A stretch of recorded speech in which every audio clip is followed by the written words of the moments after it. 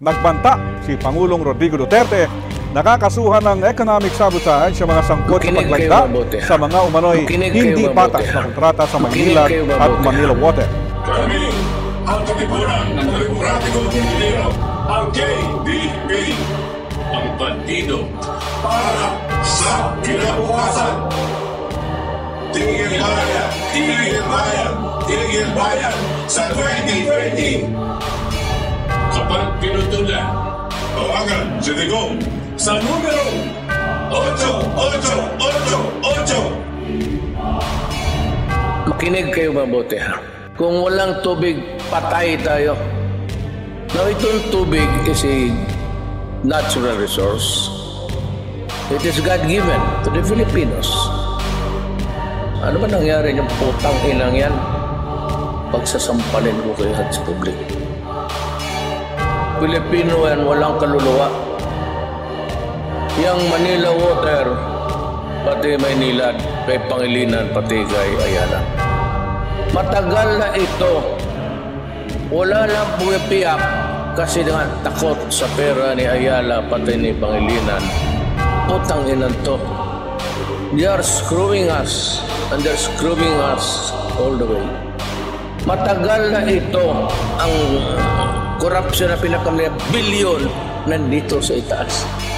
Anak ka ng putang ina ninyo.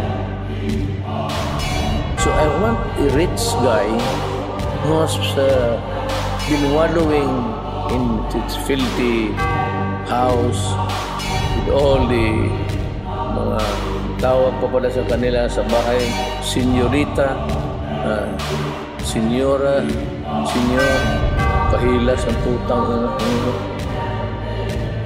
Hoy, hindi na panahon ng katsila ang leche kayo.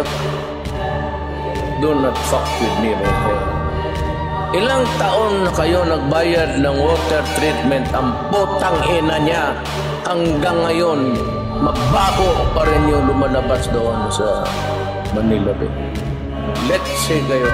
Walang water treatment. Sige kayo, Cobra. Anong tingin ninyo sa amin? I could establish a prima facie case. Then I will file plunder. Ang plunder, Padre, Mr. Ayala, Nobel yan. Gusto ko makita na milyonaryo na makulong. Putang ina, do not fuck with me. Putang ina, do not fuck with me. Putang ina, do not fuck with me. Now I will order the armed forces to operate your order. Kasi, sundalo, take over kayo. Ikulong, yan ang nararapat sa oligarko. Ibalikan ninakaw nilang dapat sa mga tao. Tigil bayad simula Enero 1, 2020. Pag pinutulan ka, sumbong mo lang kay Duterte. Yung pisong halaga, ang inyong naibulsa. Patong-patong na kaso ngayon ang nakakasa. Ilang taong na mayagpag sa laki ng tinatamasa. Nakahiga sa salapi sa pagkukulang umaasa sa potahe na nagpahirap sa mga Pilipino. Walang mga konsensya tuloy sa pagmemerwisyo. Kung di ba na opositigong di pa pansinin, lalabas ka totoang ipiit ang salarin. Pagkakabos mapaglamang, dapat lang na matigil. Kayo ang nagkasala, dapat kayo ang masingil. Dating yung patawa-tawa, dito na magwawakas. Babagsak kayong lahat, tasarehas sumihimas. Tigil bayan, sigaw ng Pilipino, taong bayan. Mga oligarko, dapat lang na maparusahan. Tigil bayan, ang tubig na galing sa kalikasan. Sabay-sabay tayong lahat. Tigil bayan, sigaw ng Pilipino, taong bayan. Mga oligarko, dapat lang na maparusahan. Tigil bayan, ang tubig na galing sa kalikasan. Sabay-sabay tayong lahat. Tigil bayan. Atong ipreso ang mga oligarko, ibalik tanda ang mga ninakaw sa tawo. Pondo bayad umpisa Enero 1, 2020. Kapag pinuplang ka isugid mo kay Duterte. Trilyong pisong halaga andang binusa. Kaabong mga kaso makarong kanda nakakasa. Kaabong dagkon yun kabaho ang ilagyan. Mga nakagubog sa kwarta, mga purido, hindi masaliga. Andang sabotahe, sanda nagpabudlay. Katong mga Pilipino, huwag mga konsyensya, padayo ng perwisyo. Di masairan kung wa pa si Digong nakapungko. Hindi maguwaro matuod na nag-ubra. Mga abusado dapat mapundo. Pondo bayad, singgit Pilipino, taong bayan. Mga oligarko dapat sandaro, pasakitan. Pondo bayad, pondo bayad, pondo bayad. Ang tubig halin sa kalikasan, pondo bayad. Tanan, tanan, tanan, tanan. Pondo Bayan, Pondo Bayan. Ikulong maunang bagay sa oligaryo nga tanan. Ibalik ang gikawat para sa mga katawan. Kulong ang pabayad sugod Enero 2020. Kung ikaw putulan nila sumbong kay Duterte. Yung pisong kantidad imbis ihatag gibulsa. Patong-patong nga sala karon ang nakakasada ko ang gita masaan sa paglingkod pila ka tuig gahigda sa salapi. Sa kadugay nga pagsalig sa butahing pagkabudlay sa mga Pilipino walay konsensya gipadayon sa ato pagpurisyon way kapungko si Digong di na nila mapansin maguwas ka matauran gipiit ang salarin mga abusado nga labaw dapat mahunong malagot kamo na ang nakasala dapat kamo ang masukot dati sige mo katawa mauning katapusan sariya sige himas kay nabagsak mong tanan hunong bayad syagit sa Pilipino taong bayad mga oligarko ay dapat lang masilutan hunong bayad ang tubig nagikan sa kalikasan magdungan tang tanan hunong bayad hunong bayad syagit sa Pilipino taong bayad mga oligarko ay dapat lang masilutan hunong bayad ang tubig nagikan sa kalikasan magdungan tang tanan hunong bayad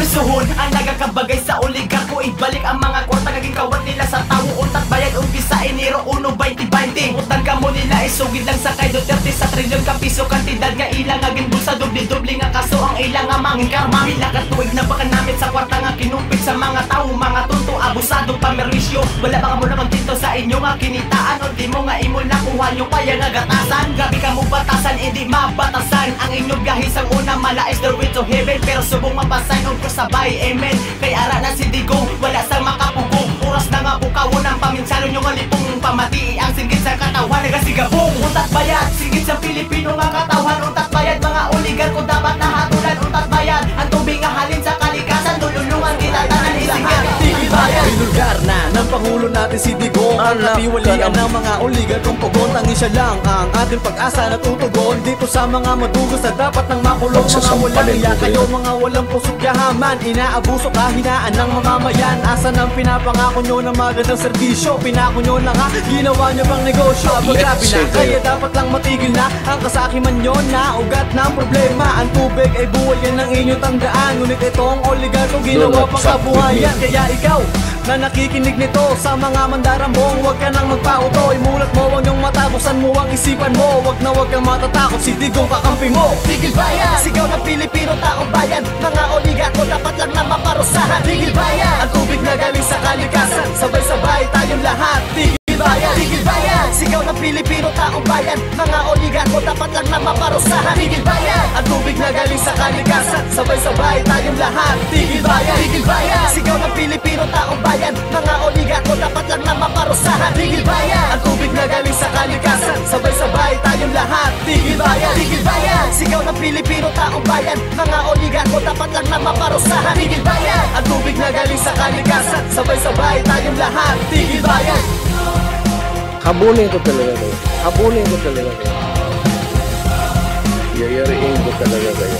Yayariin ko talaga kayo. Yayariin ko talaga kayo. Tigil Bayan! Tigil Bayan! Tigil Bayan! Sa 2020! Kapag pinutulan, tawagan si Digong sa numerong 8888.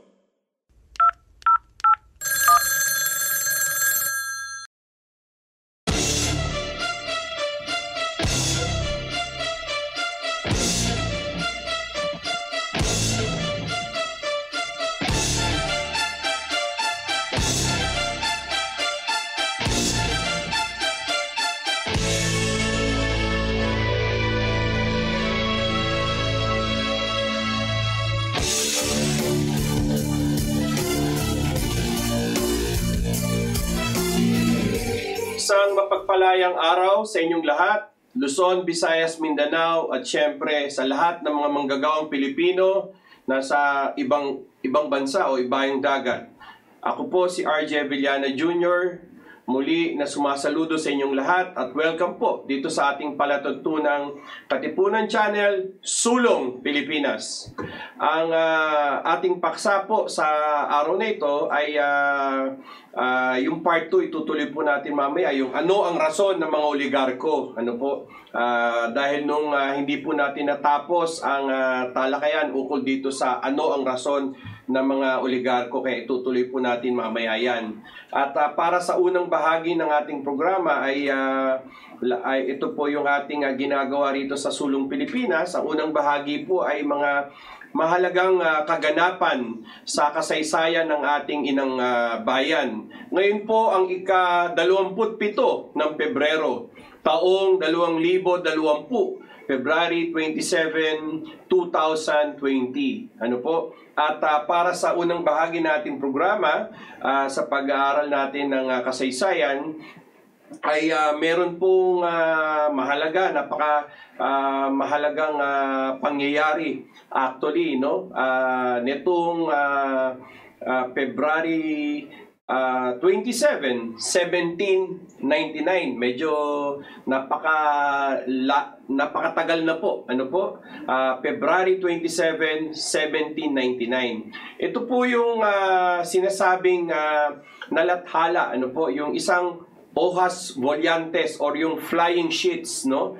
Aviso al publico na lumitaw noong February 27, 1799. Sinasabing ang sukat nito ay gaya sa isang malaking kwaderno. Parang polyeto po, no? Kwaderno, no? Polyeto. Ito ay tungkol sa kampanya laban sa mga Muslim at pagkabihag ng mga pirata sa Sulu ng mga hukbong Kastila sa pangunguna ni Jose Gomez noong February 27, 1799. Ayan po. Nagsimula po ang pamamahayag sa Pilipinas sa paglalathala ni Tomas Pinpin.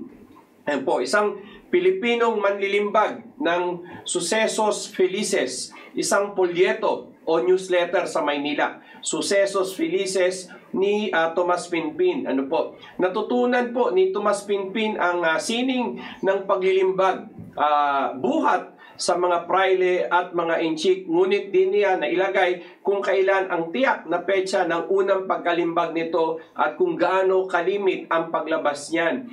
Inilathala niya sa Kastila ang pangunahing mga kwento ukol sa mga tagumpay ng La Naval laban sa Dutch sa Ternate.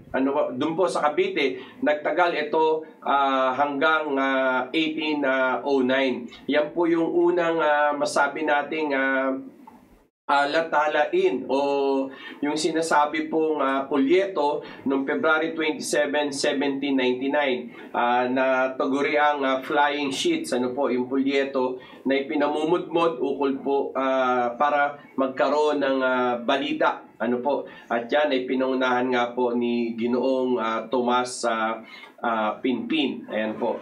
Doon naman po sa ikalawang bahagi ng ating kasaysayan, the same rin po, parehong petsa, Pebrero 27, 1945 naman. Ano po?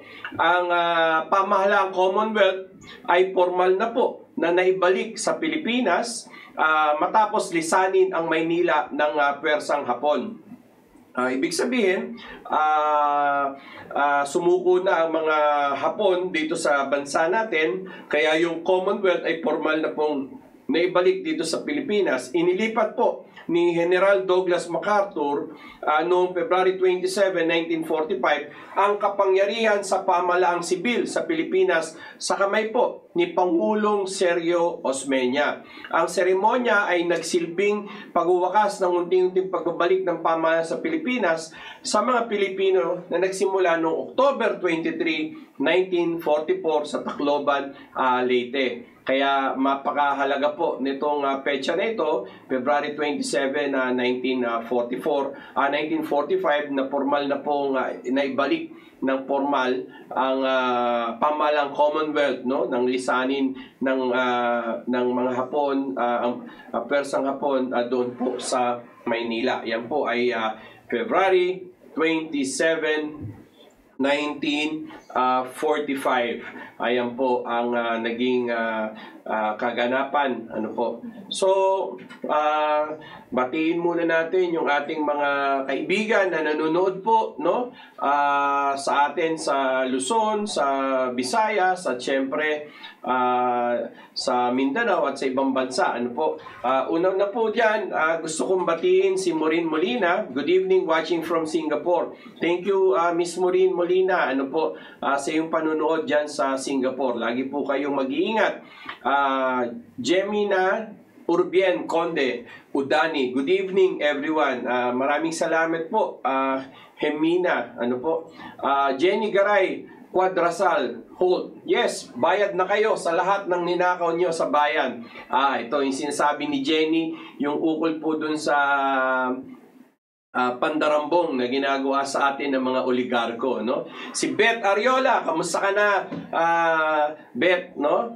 Hello, watching from Qatar. Ayan, si Beth pala ay nasa Qatar ngayon. Si Francis Maris, watching from Jeddah. Thank you, Francis, no? Iba-ibang bansa ito, merong Singapore, merong Qatar, merong Jeddah. Ayan po. Meron din po sa syudad ng Cebu, no? Fonzie Marina, watching from Cebu.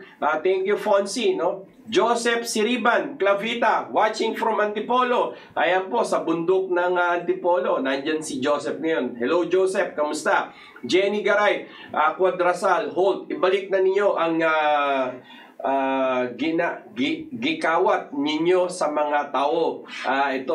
Bisaya po yun, Ma'am Jenny. Ano po? Ayan, thank you po. No? Ronnie Heronimo, Tigil Bayad Support Katipunan Demokratikong Pilipino, mabuhay po kayo. Maraming salamat po, no? Maraming salamat po, no? Bilang karagdagan pa po dun sa ating history, hindi pa po tayo natapos. Siguro mamaya batiin din po natin yung mga ilan sa mga nauna na mga nagbigay komento nung dun sa Rason Part 1. Ayan, kung makikita pa natin yung kanilang ilang mga komento dun sa ating programa nung nakaraang linggo. Ayan po. Noong February 27, 1973 naman po, sa administrasyon ni Pangulong Ferdinand Edrilin Marcos, nagkaroon po nung yung patakaran sa edukasyon, yung pagkakaroon ng tinatawag na bilingual. Noong February 27, 1973, matapos po yung sinasabing pagsusuri sa provision sa wika sa Constitution, no? Dahil nagkaroon nga tayo nung tinatawag na 1973 Constitution, nabuo po yung Board of National Education. Ang mga sumusunod na kanilang mga nakitang pagsusuri at conclusion ay number 1 po, kung bakit kinakailangan magkaroon ng bilingual sa napatakaran sa edukasyon. No? Number 1, sabi po dito, noong 1973, February 27, nilalayon ng konstitusyon ng pagkakaroon ng bilingual na mamamayan dahil na rin sa pagiging opisyal na wika ng Ingles at Pilipino. Ayan po yung nakita nila sa kanilang pagsusuri. Ikalawa po, itinatadhana ng konstitusyon ang Pilipino bilang isa sa mga opisyal na wika, kasabay ng paglalaan ng panahon sa pagdevelop ng isang komong wikang tatawaging Pilipino. Ayan. Yan yung ikalawa sa mga nakita nila sa kanilang pagsusuri. Ikatlo po, walang itinatadhanang tuntunin. Ang konstitusyon ukol sa wikang panturo. Kaugnay nito, inadapt ng Board of National Education ng bilingual na patakaran, no? Patakaran sa edukasyon, no? Kaya naglabas sila ng resolution bilang 73-7 o yung tinatawag na nung lupon nung Agosto 7, 1973, no? At ano po yung mga pinagtibay doon sa mga sumusunod nito na ang Ingles at Pilipino ay magsisilbing medium ng pagtuturo at ituturo bilang mga subject sa curriculum bilang mula grade 1 hanggang sa universidad sa lahat ng mga parang publiko at pribado. Ayan po. No, pinagtibay din ng Departamento ng Edukasyon at Kultura ay hilingin na maghanda at mag-submit para isaalang-alang at aprubahan ng board ang isang paraan ng implementasyon o guidelines na kinabibilangan ng mga sumusunod, no? Yan po, no? Halimbawa, ang mga subject na itinuturo sa English, Pilipino o sa dalawang wika, no po? Yung schedule po ng implementasyon nito, no? At ikatlo, yung programa sa pagsasanay ng mga guro, no? Na dapat yung paghahanda ng kagamitang panturo, no? Kaya ayan po, no, yan yung itinadhana nung discussion po ukol dito sa bilingual nung February 27, 1973. Ayan po. So meron tayong tatlong importanteng kaganapan sa ating kasaysayan, no, sa ating bansa. Una nga nung February 27, 1799, ano po yung polyeto po na lumabas sa pangunguna po ni Tomas Pinpin, nung February 27, 1799. At ikalawa po, yung February 27, 1945 naman, naibalik na po yung Commonwealth, no? Yung pamahalang Commonwealth dito sa Pilipinas ng lisanin po ng Persang Hapon nung tayo ay sakupin, no? Naibalik na ng formal nung February 27, 1945 ni General Douglas MacArthur. At noong February 27, 1973 naman ay na po nagsimula na po yung magkaroon ng seryosong diskusyon tungkol dun sa panturo, no, sa mga paaralan bilang karon ng bilingual. Ano po ibig sabihin, may English at may Filipino. Yan po yung ilan sa ating mga nakalap mula po dun sa mga kaganapan nitong February 27. Ano po? Ayan po, nung inilabas po natin itong ano ang rason ng mga oligarko, meron po ilang mga nagbigay ng komento, no, sa atin. Ito si Sheena Susain, nagpaabot na sa atin ng mensahe, si Leon de la Vega at si Ninetails Warren, no? Ang sabi niya, yes sir, laban tayo sa mga oligarch, sulong, walang atrasan, mga ka-DBS, mabuhay kayong lahat ng supporter ni PRRD. Ayan po, ayun yung mga ilan sa mga nagpabatid sa atin ng mensahe na hindi natin nabanggit nung part 1. Ano po? At ngayon po, bilang pagpapatuloy po dito sa andyan na po si Tess Giango, no? Good afternoon po, sir. Watching from Italy. Just imagine, ang layo, no? Merong Singapore, merong Qatar, no? At iba pang mga lugar. Ito naman si Tess, nasa Italy, nanonood po ngayon. Hello po, Ma'am Tess. Ano po? Si Fer Aquino Bitancourt, watching from Dubai. Wow, no? Italy, Dubai, no? Talagang worldwide na po itong sulong Pilipinas natin. Pau Visconde Ortega, good evening sir. Si Jesuit priest Damaso mismo, big boss ng mga dilawan, oligarchs, galit kay Marcos, abogado ni Dr. Jose Rizal. Target niya hijack yung yaman natin dito sa Solomon's Gold Wealth. Siya nga po pala, Pau Visconde Ortega, bukas po February 28, maalala nyo po yung napaka-importante rin sa ating kasaysayan, yung Gumbursa. Ano po? Si Father, yung Gumbursa na tinatawag, bukas po yan yung isang malungkot na petsa sa ating kasaysayan. Yan po. Betchay, ano na po update sa tubig, sir? RJ, mabuhay po kayo. I-discuss natin yan mamaya. Ma'am Bet, kamusta ka na? Ano po? Asan ka ba ngayon, Bet? No? June Adivon, sir, good PM. June Nevada, watching from Palo, Leyte. Wow, Palo, Leyte. Thank you, June. Ano po? Maraming salamat sa iyong pagsubaybay. At sino ba yung ating... Meron tayong KDP dito sa Palo, Leyte. Kung hindi yung nagkakamali. Ano po? Tama po. Si Junaida Calves, Sumalinog, sana ma-destroy lahat ng mga oligarchs. Tama ka, no? Katunayan, meron pong bagong tatag na organisasyon sa pangunguna po ni Professor Butch Valdez at kasama po diyan si ang kanyang co-chairman, walang iba kundi si Bishop Nilo Tayag. Isinilang na po yung organisasyon na Katipunan Movement Against the Oligarchs. Ang tanging pakay po ng samahan na ito, ng alyansa na ito, binubuo po ito ng mga iba't ibang mga samahan at mga individual na mga patriotiko tulad ng La Patria. Nandyan din po sila accountant na si Otelo Dalanon. Andyan din po yung isang abogado na napakasipag at napakalakas lumaban. Isa po sa mga whistleblower dyan sa COMELEC.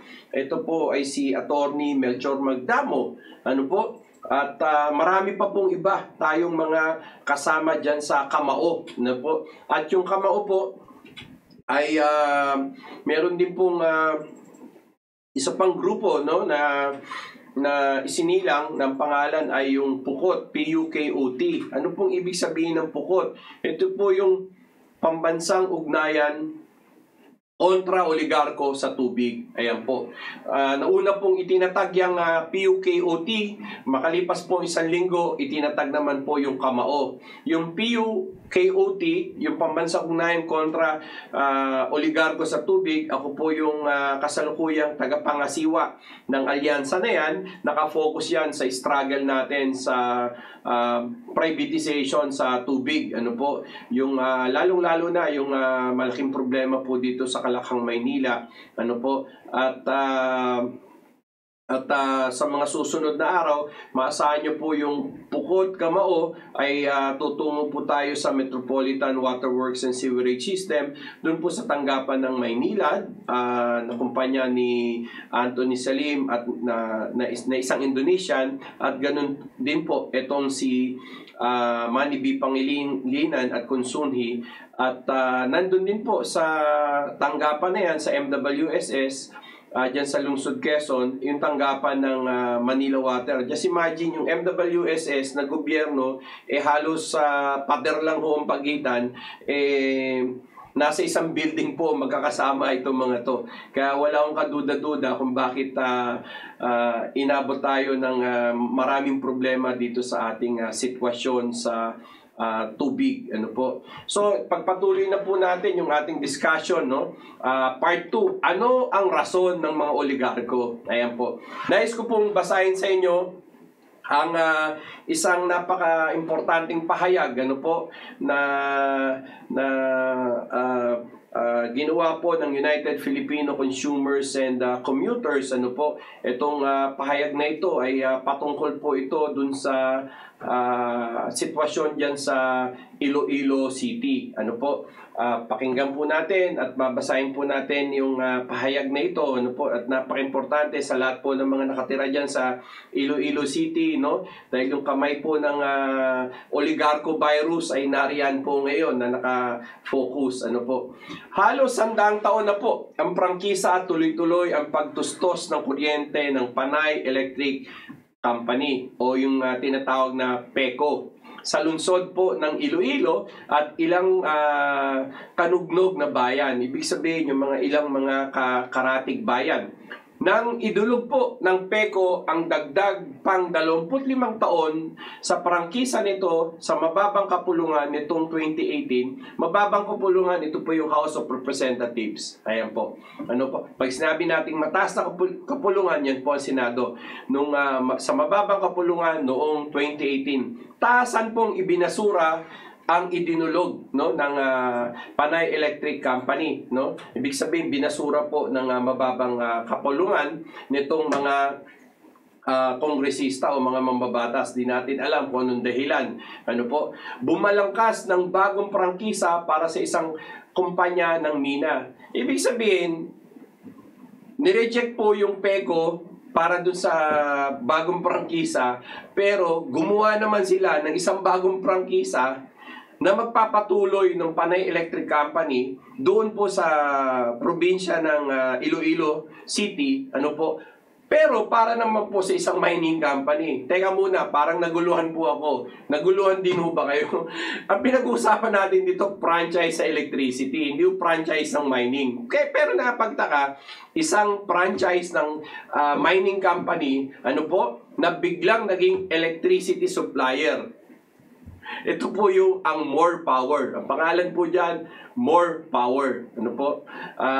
So, inamin po, no?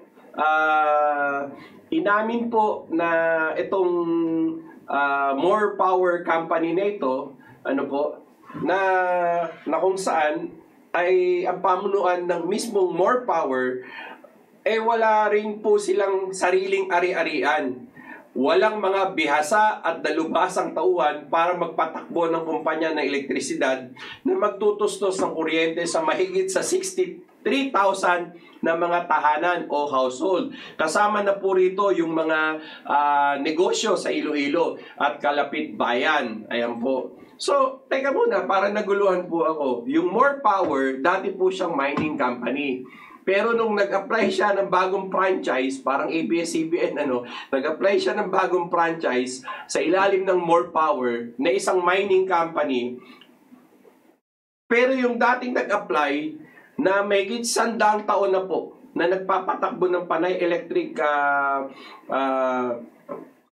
company na ito, ay hindi binigyan ng bagong prangkisa. Ang binigyan ay yung More Power na wala hong background sa electricity. Hindi ko maintindihan, paano kaya pinalusot ng mga congressman ito? Ano ba miminahin ng More Power dyan sa syudad ng mining company nga po, hindi nga ho electric company. Ayan, yan po yung isang issue na bumabag dito sa 63,000 na mga household. Ayan, pinalusot po ang prangkisa sa Kamara at sa Senado. Hindi lang mo pala sa Kamara, sa mababang kupulungan, pati yung sa Senado pinalusot itong More Power. Ayan, ang kahilahilakbot po nito, tahasang niurakan ang naturang prangkisa ng More Power ang mismong saligang batas. So, ibig sabihin, inapak-apakan, dapat po itong mga mambabatas, kaya nga mambabatas dapat ang lahat ng kanilang ginagawa ay naayon sa saligang batas. Wala ni isa po sa itong mga nasa Kamara at nasa Senado na pinansin na merong nilabag itong More Power na ito, sa saligang batas ukol dito sa naturang prangkisa. Ito po ay malinaw na illegal. Hindi lang illegal.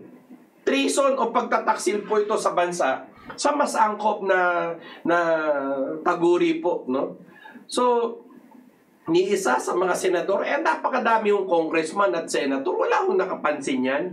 Ano kaya ang halaga, Bakit naging pipi, bulag at bingi ang mga mambabatas natin? Ano kaya ang lagay?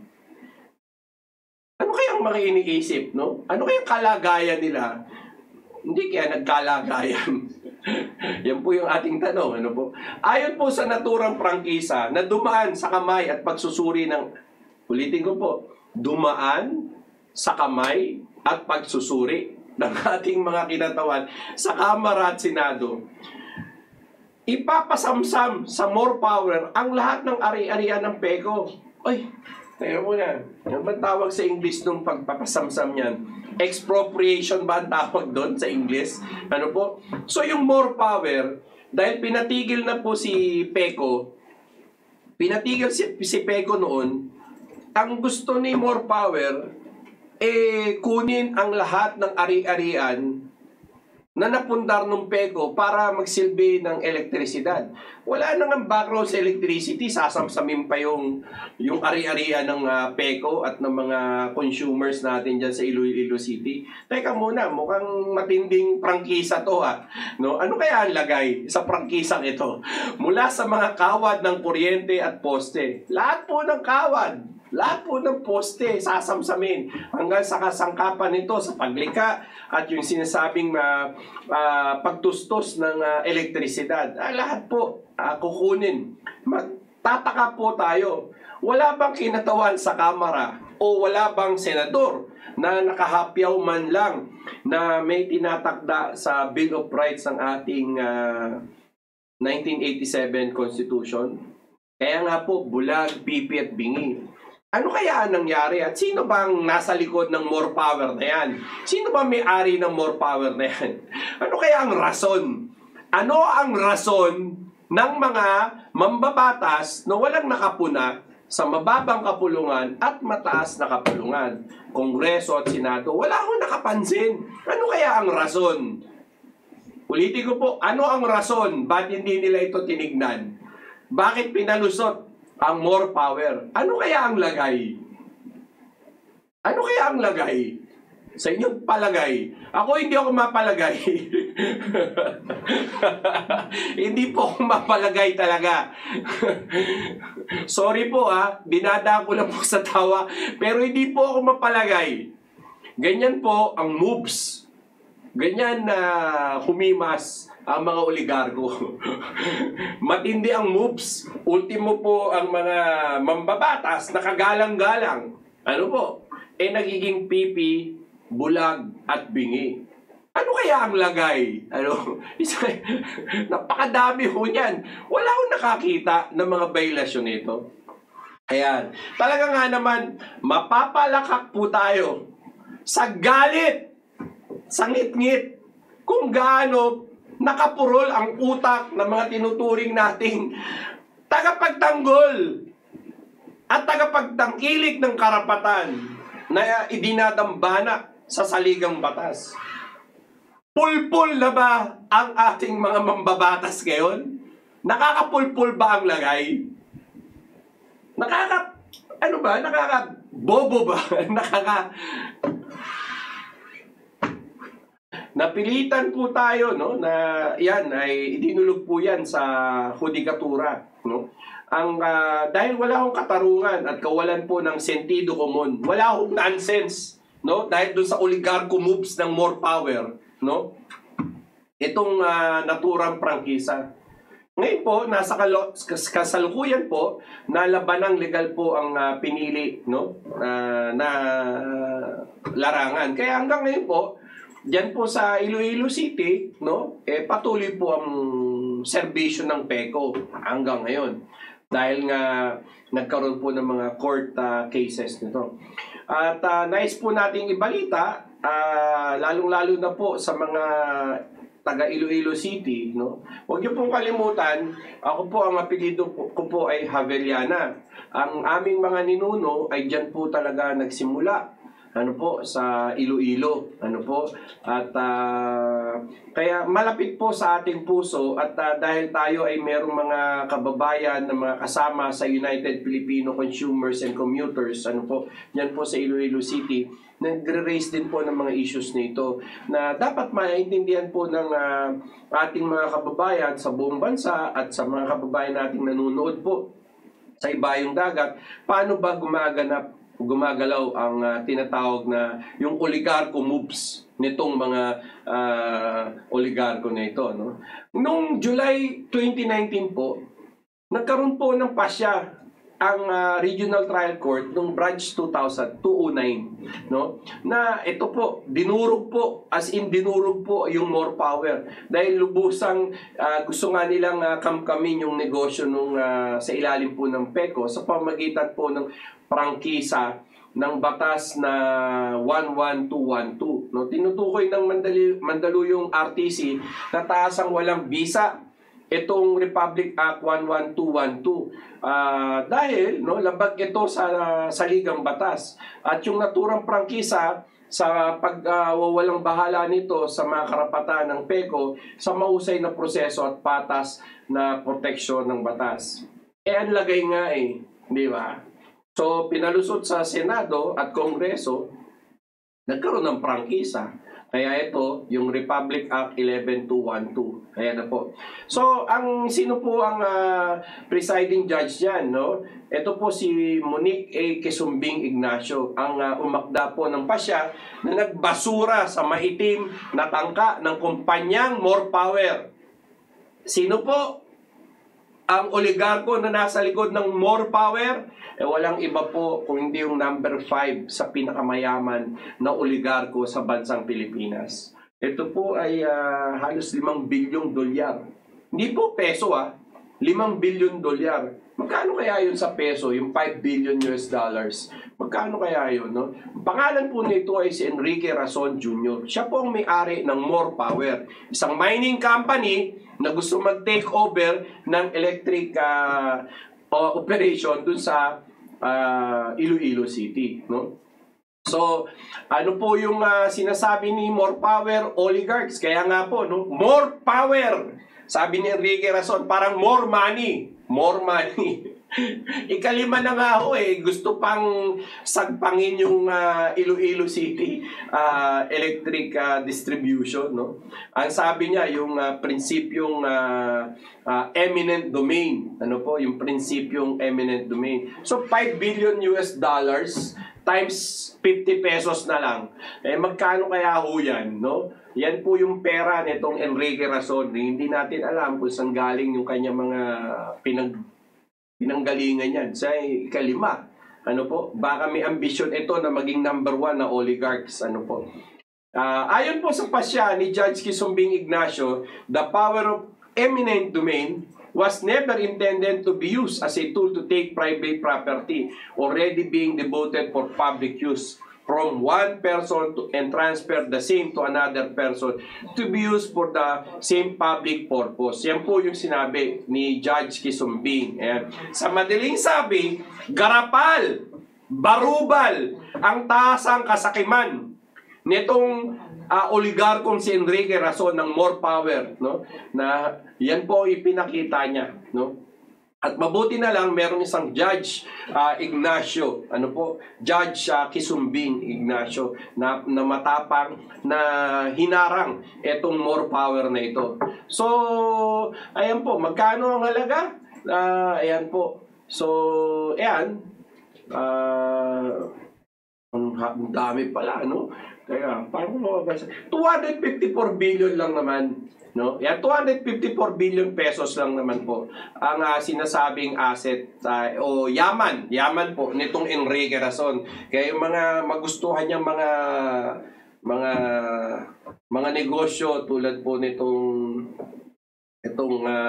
sa Iloilo City, no? Yan po. So, dahil po dyan, sa madaling sabi ko nga, garapal, barubal po yung eskema ng mga oligarko na tulad nitong Enrique Razon. Kaya tanong nga natin sa mga mambabatas, ni isang senador at congressman, wala akong nakapansin. Ano kaya ang rason? Ano ang nasa likod kung bakit hindi binigyan ng prangkisa itong PECO? At ibinigay sa More Power na isang mining company na biglang nag-transform sa isang electric company. Ayan po. Ay, naku po. Matindi rin matindi rin po nitong mga kongresista natin, no? Kaya hindi natin alam po ano talaga ang lagay nitong mga to eh. Nagkasakit ba sila? No, tinamaan ba ng ano kayang virus? Alam ko na, oligarko virus ang tumama po sa ating mga mambabatas. Ano po? Mawalang galang lang po, no? Mawalang galang lamang sa mga mambabatas diyan sa House of Representatives at Senate. Kayo ang lahat, no? Tinamaan kayo ng oligarko virus ni Enrique Razon. Ayan. Ayan po. Mismong yung More Power, alam nyo po ba, itong More Power ni Enrique Razon, dahil dyan sa decision niya, nagsampa pa siya ng kaso sa Korte Suprema para kalinawan na raw, no? Hinggil sa pagkamkam sa PECO.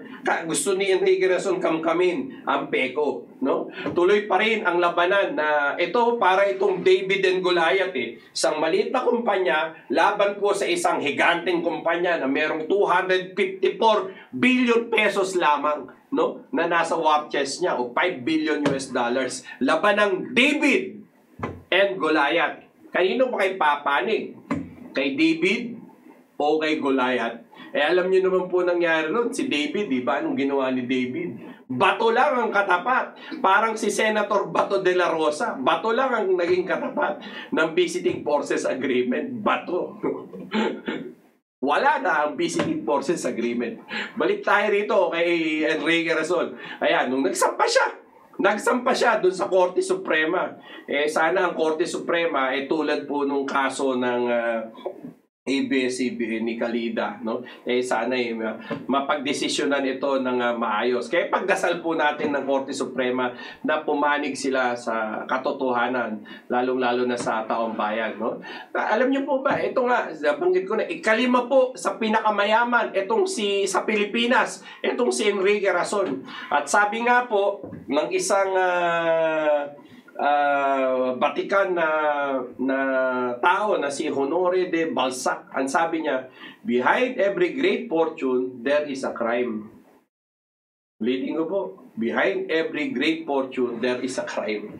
Yan po yung sinabi ni Honore de Balzac, no? Maasa pa rin tayo na hindi mapabilang ang PECO, no? Yung Panay Electric Company, no? Sa mga krimen upang magkamal ng panandagdag na kayamanan sa isang kriminal na tinitingala ng lipunan. Hindi po nagtatapos ang ating kwento dyan. Dahil nung ginawa po yan ni Enrique Razon, nung pumutok po yung Hanjin, yung pagsaraho ng Hanjin, alam niyo po ba ang ginawa ni Enrique Razon? Present! Present ako! Sabi ni Enrique Razon, ako na magte-take over ng Hanjin. Maisipin mo, ganun. Meron ka ba naman 254 billion pesos, no? Na nariyan. Yung Hanjin, gusto niya siyang mag-take over. At hindi lang po yan. Kung hindi ako nagkakamali, hindi bababa sa 25 na ports ang kontrolado nitong ni Enrique Razon. Ang kanyang kumpanya sa ports, diyan sila talaga nagsimula Ang pangalan po niyan yung International Container Terminal Service, no? Incorporated, yung ICTS. Itinayo yan noong 1987, makalipas ang EDSA Revolution. Nung panahon ni Pangulong Marcos, hindi ho makaporma yung mga yan. Pero dahil EDSA Revolution, 86, no, nakuha ni Enrique Razon etong Manila Terminal Concession. Alam nyo ba yung concession na yan? Para concession ng tubig yan. 25 years din. Ayan. Pero, walang nakakaalam, no? Sa kalagitnaan, bigla huuling na-extend ng 2038. Parang sa tubig, no? Bigla na lang. Ganyan mo kalakas ka-impluensya. Ano kaya ang rason ng impluensya ng taong ito sa ating mga gobyerno? Ang lakas naman ng powers nito. Ano po? Ayan. At sinasabi po, ang International Container Terminal Service na ang presidente niya na si Enrique Razon, siya ay meron pong sa 18 bansa, sa 18 countries, sa buong mundo.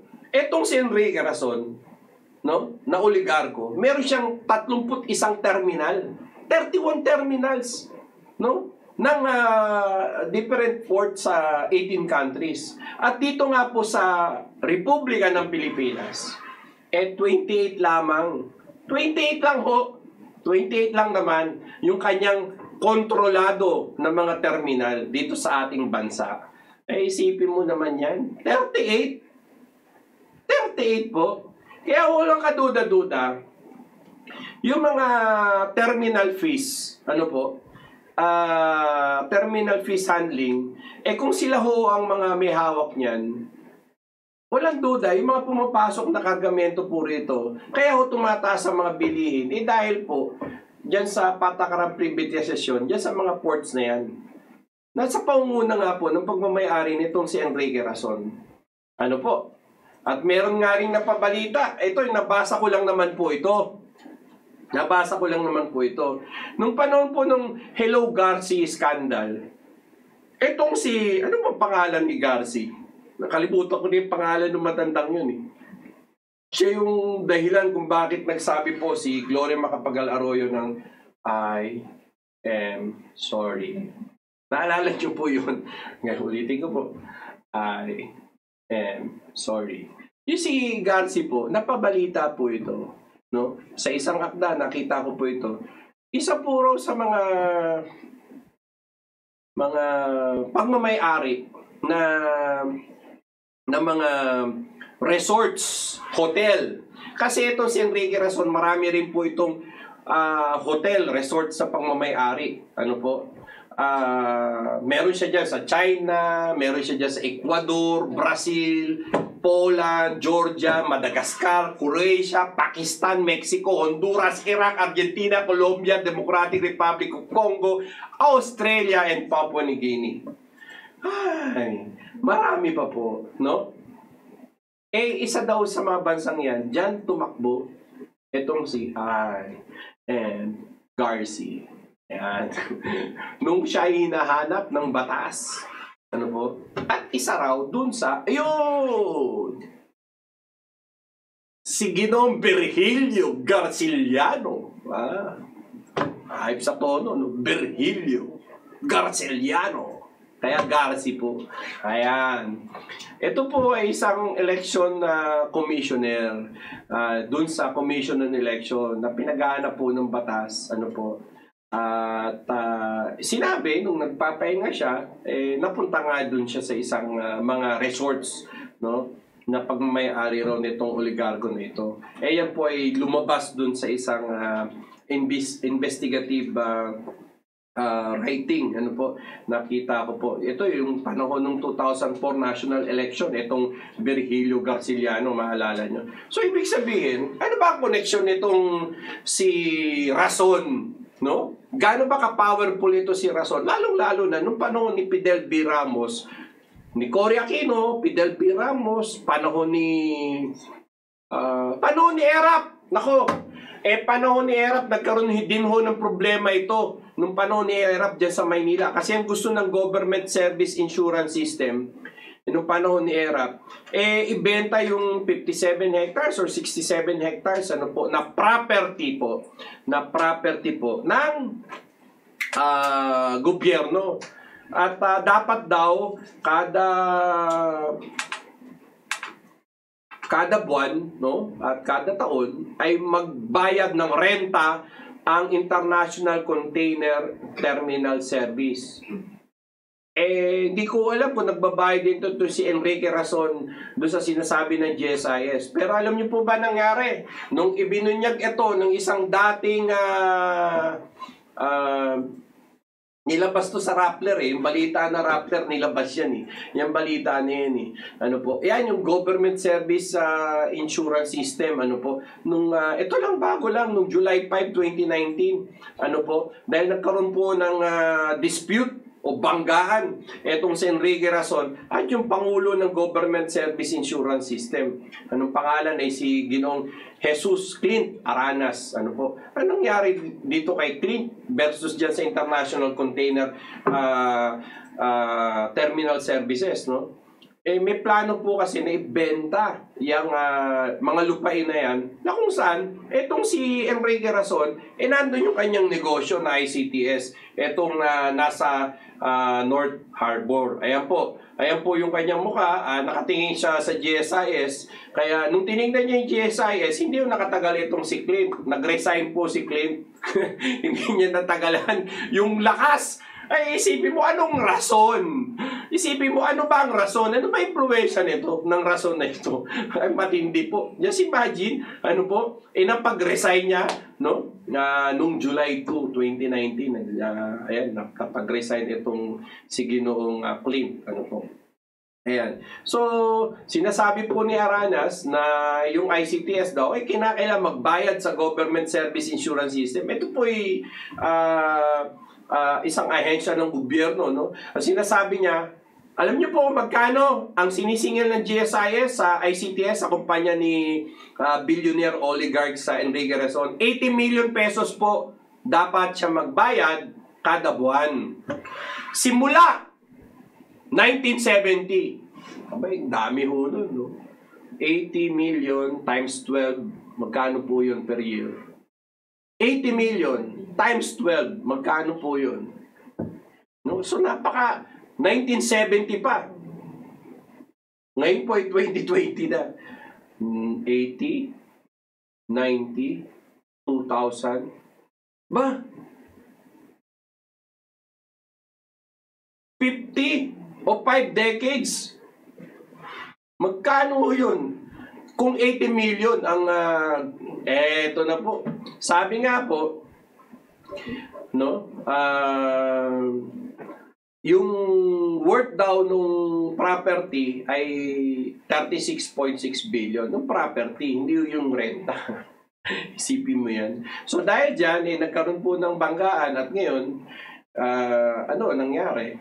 Nawala na yung presidente ng GSIS na kung may question dun sa na nagsasabi na dapat magrenta, magbayad ng 80 million pesos a month itong ICTSI.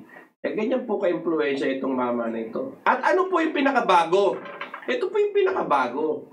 Itong si Enrique Razon, nakialam doon sa negosyo sa tubig. Kanina, negosyo po sa kuryente. Ay, hindi ko pala nabanggit. Itong si Enrique Razon, may panahon po ni Gloria Macapagal Arroyo, yung presidente ng ICTSI na si Enrique Razon, meron po siyang, hindi kakamali, parang corporate secretary. Yung corporate secretary ng ICTS, nalipat po sa PISAM, Power Sector Asset and Liabilities Management. Sila ay nagproseso po ng privatization noong 2004 para i-privatize po yung transmission line, no? Yung National Grid Corporation of the Philippines. Yung tinatawag po na corporate secretary, nalipat po doon sa PISAM. Dahil sabi ni Gloria Macapagal Arroyo, kinakailangan galing sa negosyante. Yung may kinalaman sa negosyo, ang ilagay natin sa posisyon sa gobyerno. So yun, naging tagapamuno ng PISAM. At prinoseso po yung bidding. Akalain nyo po, yung kumpanya po ni Enrique Razon ang nanalo. Natural. Taga-ICTS, nilipat sa PISAM, nagbidding, yung NGCP, ang unang may hawak po ng NGCP bago napunta yan sa mga Henry C, yan po ay napunta kay Enrique Razon. Pagkatapos po ng ilang taon, no, pinagkakitaan niya, nabili niya ng mura, binenta niya ng mahal, binili ni Henry C, umalis po sa NGCP, binigay niya rito kay Henry C. Ganyan lang naman po nangyari dyan. Pero huwag niyong kalimutan, yung PISAM, head ng PISAM, galing sa ICTS. So, anong tawag dyan? Oligarcho virus style. Diyan sa mga bidding na yan. So, punta tayo sa tubig. Ano po? Punta tayo sa tubig. Etong si Enrique Razon, nakipagsosyo ito sa Wawa Dam. Ngayon po, di ba, ilang milyon Pilipino ang kulang ang supply ng tubig ngayong oras na ito sa Metro Manila. Ang Maynila at Manila Water, araw-araw po nagkakaroon po ng rasyon, no? O pagtigil sa hindi nila, mamaya, sabihin ko rin yung tungkol dyan sa dirty money na yan. Mamaya, i-discuss natin yung mga casino. Kasi meron din siya mga negosyo na casino Bukod po doon sa resorts, alam nyo, karamihan ng resorts nila, meron silang mga casino tulad ng Soler. Ayan, pang may-ari rin po nito ni Enrique Razon. Ano po? So ito nga, binili niya yung nakipag-partner siya dito sa Wawa Dam, no? Yung Wawa Dam matagal na po itong binili ng ating isang proyekto dapat ito para mabigyan ng karagdagang supply ang Metro Manila. Pero yan ay nailagay po sa project ng MWSS. Sumingil po ang Maynila at Manila Water, pero yung dam. Sumingil lang ng pera sa water consumers, yung dam. Ayan po nangyari. So, kinuha ni Enrique Razon, siya na yung gagawa ng distribution, ibibenta niya naman kanino? Kaya siya pumasok dun sa 25% share o 27% share sa Manila Water. So si Ayala, na minumura-mura ni Pangulong Rodrigo Duterte, nakipag-sosyo etong si Enrique Razon. So distribution, nandun siya sa production at pumunta rin siya sa distribution. At bali-balita, gusto ni Enrique Razon bilhin ang buong Manila Water. Ayan po ang sitwasyon natin ngayon. So itong mga oligarcho virus na ito, nagpapalit-palit lang sila ng mga usapan sa mga kapwa-oligarko, no? Yan ang malaking problema ni Pangulong Rodrigo Duterte. Ayan po, no? Ang rason ng mga nangyari sa ating sa mga susunod na discussion, marami pa po tayong sasabihin tungkol dito sa oligarko virus na ito sa bahagi po ni Enrique Razon. Ayan po. Siguro batiin natin yung mga sumubaybay po sa atin ngayon na nakinig dito sa part 2 sa ano ba ang rason, no? Siguro kayo ngayon by this time alam nyo na po ang rason. Gusto po nilang gawing gatasan ang taong bayan. Ano po, as usual, yung mga pumapasok na container dito, mula sa elektrisidad, tubig na maiinom, lahat. Ano po? Ricardo Gonzalez Basalio, watching from Japan. Ayan, thank you, Rick. Marie Callier, hello sir, I like your program, watching from Hong Kong. Thank you, Marie. Ano po, lagi po ay sumubaybay dito sa Sulong, Pilipinas. Beth Ariola, mabuhay po kayo. June Adevon, dapat makulong yung mga oligarchs. Malalaking pera ang kinulumbat sa ating bayan. Tama po kayo. Nikki Bulinaw, pagbabago na papanahon, masyado ng inabuso ng mga gahaman. Yan ang problema natin. Yung mga oligarko na yan, dapat wala sila sa public utilities. Dapat wala sila dyan sa pantalan, dyan sa elektrisidad, wala sila dyan sa tubig, ano po, sa telecommunication, sa kalsada, transport, gobyerno po dapat. Tess Giango, yes, we must be united, all Filipinos worldwide, only with love for each other. Wake up, spread your love.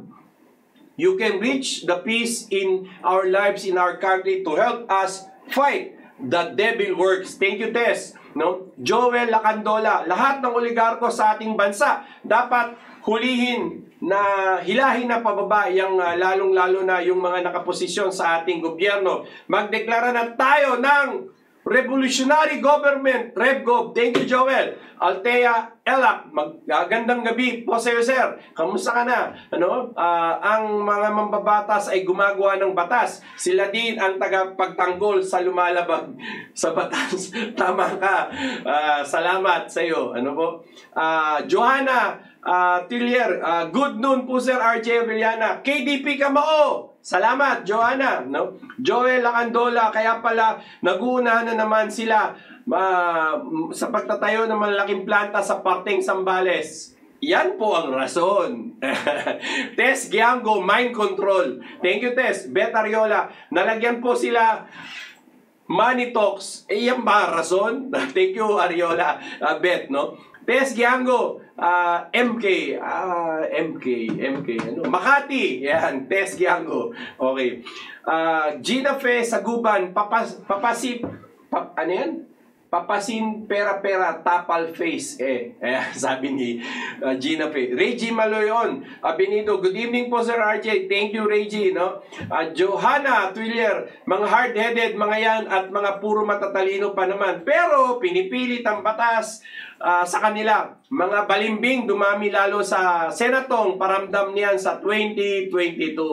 Ang lagay, alam niyo na po, Ma'am Joanna, Joel Lacandola, kawawa talaga ang Pangulong Duterte. Kaya pilit nilang pababagsakin. Hindi tayo dapat pumayag niyan. Dapat mag-organize po tayo, magkaisa. Magtayo kayo ng mga chapter kung nasa bansa kayo. Magtayo kayo ng KDP, Katipunan Demokratikong Pilipino, o magtayo kayo ng, kung gusto nyo ng pang-consumer, United Filipino Consumers and Consumers, magtayo po tayo. Tayo tayo ng Kamao at ng Pukot, no? Kahit saan po, tulong-tulong tayo. Tess Giango, Sir Barbosa, Badyango po, original, Iloilo. Salamat sa'yo. Johanna Trillier, kahit kanino wala ka ng pagkatiwala sa bansa natin, talaga sobra sa politikan, lalo na pag kaperahan. Ang PRD ay pilit inaayos bansa natin, pero ang mga ahas dami sa paligid niya. Tama ho kayo, Joanna, no? Yan po yung ating sitwasyon. So dapat talaga, yan. Sabi pa ni William Soriano, tataas na naman ang singil ng kuryente itong Marso dahil papasok ng tag-init. Pag mababa ang peso sa dolyar, ito naman ang katwiran nitong Meralco. Sabi, magtipid sa kuryente, por Diyos, por Santo, sagad na kami sa katitipid sa kuryente. Anong klase pa kaya ang pagtitipid ang gagawin? Buti pa siguro wag na gumamit ng kuryente. William Soriano, salamat po. God's Bongga, ang baba ako kay Bongo. Matapang siya, kaya palagi siya nasa likod ni Idol President Ingo. Yan ang gayahin nyo palagi na naka-close up. Thank you po. Andy Acosta, kailangan hukayin ni PRRD yan. Tama po kayo. Joanna Tuller, 960 millions. Yung kanina, yung 1 year, 80 million in 1 year. Tama ba? 960 million. Thank you. Nag-compute pa kayo per year. 1970 hanggang 2020. Dami pong pera dyan. Nako po. Yan po ang rason. William Soriano, tataas na naman singil. Nabanggit na po natin to. Teddy Icaro, hi, hello. Kamusta po, Sir Teddy? Jel Ebol Rizan, kamay na bakal at suporta talaga ang kailangan. Thank you, Jel. Michelle Surita, mabuhay po, Sir RJKDP. God bless all po. Manaig na pa rin po ang kabutihan at katotohanan laban sa mga ganid na oligarko na yan. Laban lang po tayo. Thank you, ma'am. Salamat po. Jel Ebol Rizan, kamay na bakal, suporta talagang kailangan.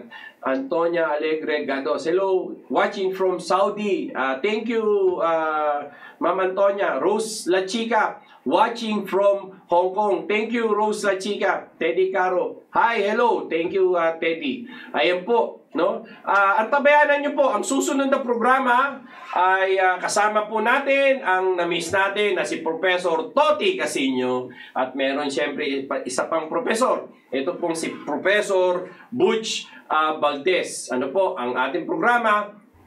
Susunod, maya-maya lamang ay Talakayang Bayan. Sa ilalim din po ng Katipunan Channel. Paki-like and share lamang po itong ating program para marami pong mga kababayan na makapanood at magkaroon po ng kamalayan sa ating kasaysayan at kamalayan ukol sa mga kaganapan sa ating inang bayan. Lalong-lalo na sa mga pang-aabuso po ng oligarko virus. Ako po, si RJ Abiliana Jr., nagpapasalamat po sa inyong lahat.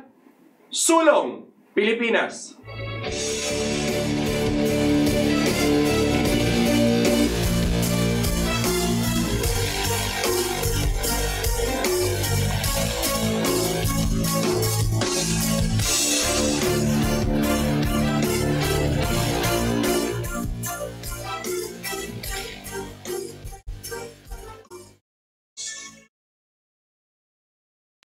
Nagbanta si Pangulong Rodrigo Duterte, nakakasuhan ng economic sabotage sa mga sangkot sa paglagda sa mga umano'y hindi patas na kontrata sa Maynilad at Manila Water. Kami ang Katipunan ng Demokratikong Pilipino, ang KDP, ang partido para sa kinabukasan. Tigil bayan, tigil bayan, tigil bayan sa 2020. Kapag pinutulan, tawagan si Digong sa numero 88888. Makinig kayo mabuti ha. Kung walang tubig, patay tayo. Now, itong tubig is a natural resource. It is God-given to the Filipinos. Ano ba nangyari yung putang inang yan? Pagsasampalin ko kayo sa public. Pilipino yan, walang kaluluwa. Yang Manila Water, pati Maynilad, kay Pangilinan, pati kay Ayala. Matagal na ito. Wala lang pumipiyak kasi nga takot sa pera ni Ayala, pati ni Pangilinan. Putang inan to. They are screwing us, and they're screwing us all the way. Matagal na ito ang corruption na pinakamaya bilyon nandito sa itaas. Anak ka ng putang ina ninyo. So I want a rich guy who has been wallowing in its filthy house with all the mga tawag pa pala sa kanila sa bahay, senyorita, senyora, senyor, kahilas ang putang ina. Hoy, hindi na panahon ng katsila ang leche kayo. Do not fuck with me, my friend.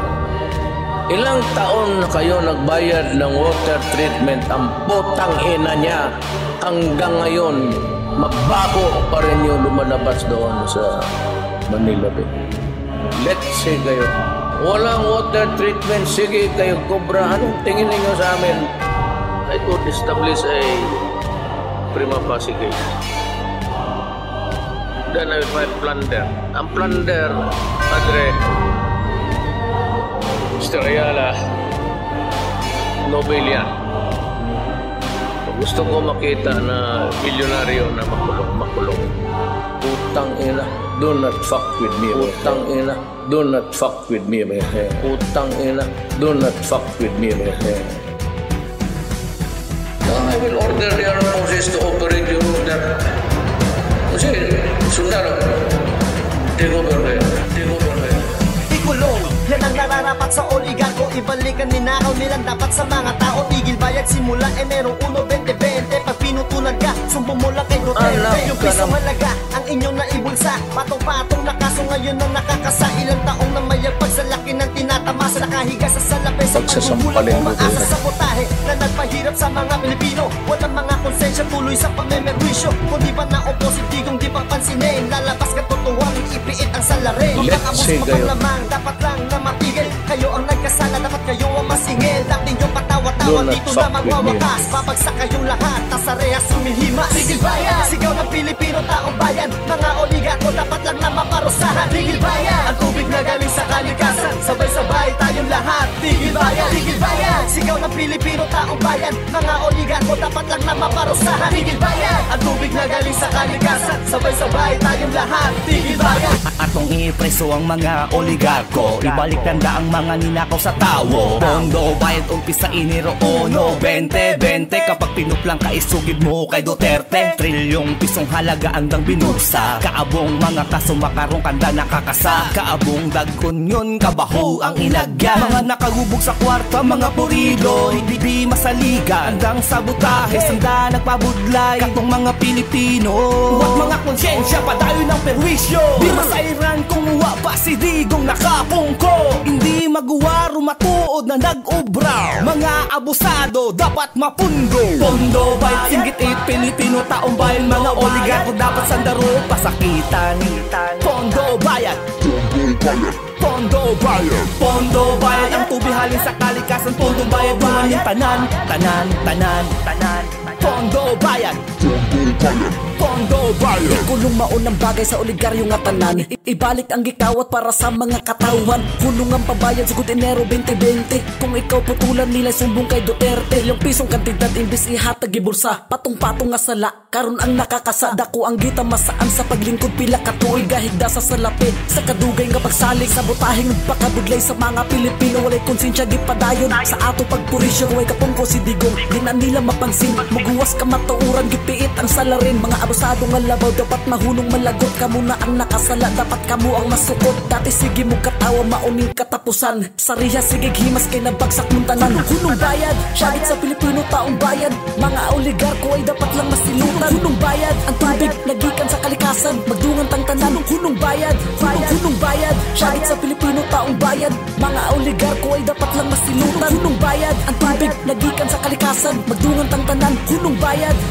Prisuhon ang nagakabagay sa oligarko. Ibalik ang mga kwarta kaging kawat nila sa tawo. Untat bayad umpisa Enero 1, 2020. Utang ka mo nila isugid lang sa kay Duterte. Sa trilyon ka piso kantidad nga ilang aging bulsa. Dubli-dubli nga kaso ang ilang nga manging karma. Ilang katuig na baka namin sa kwarta nga kinumpit sa mga tao. Mga tunto, abusado, pamerwisyo. Wala ba ka mo naman dito sa inyo nga kinitaan. O di mo nga imo nakuha nyo kaya nga gatasan. Gabi ka mo batasan, hindi mabatasan. Ang inyong gahis ang una mala is the way to heaven. Pero subong mapasan o sabay, amen. Kay ara na si Digong, wala sang makapugong. Oras na nga bukawon ang paminsalo nyo nga lipong pamati. Ang singgit sa katawan, nagasigabong. Untat bayad, singgit sa Pilipino nga katawan. Untat bayad, mga oligarko dapat nahatulan. Untat bayad, ang tubig nga halin sa kalikasan. Tululungan kita tanan isigat. Tigil bayan, binulgar na ng Pangulo natin si Digong. Digong ang katiwalian ng mga oligarkong pugon. Tanging siya lang ang ating pag-asa na tutugon dito sa mga madugos na dapat nang makulong. Mga walang iya kayo, mga walang pusot yahaman, inaabuso kahinaan ng mamamayan. Asan ang pinapangako nyo na magandang serbisyo? Pinako nyo na nga, ginawa nyo pang negosyo.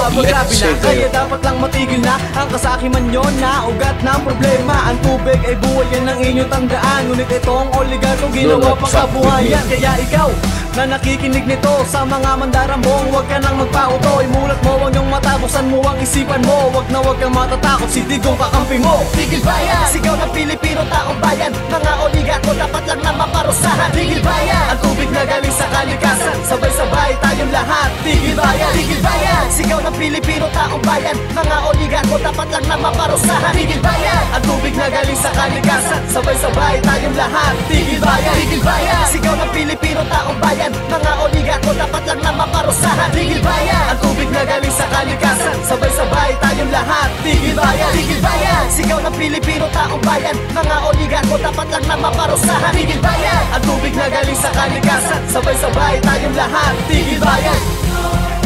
Habulin ko talaga kayo. Habulin ko talaga kayo. Yayariin ko talaga kayo. Yayariin ko talaga kayo. Yayariin ko talaga kayo. Tigil bayan! Tigil bayan! Tigil bayan sa 2020! Kapag pinutulan, tawagan si Digong sa numerong 8888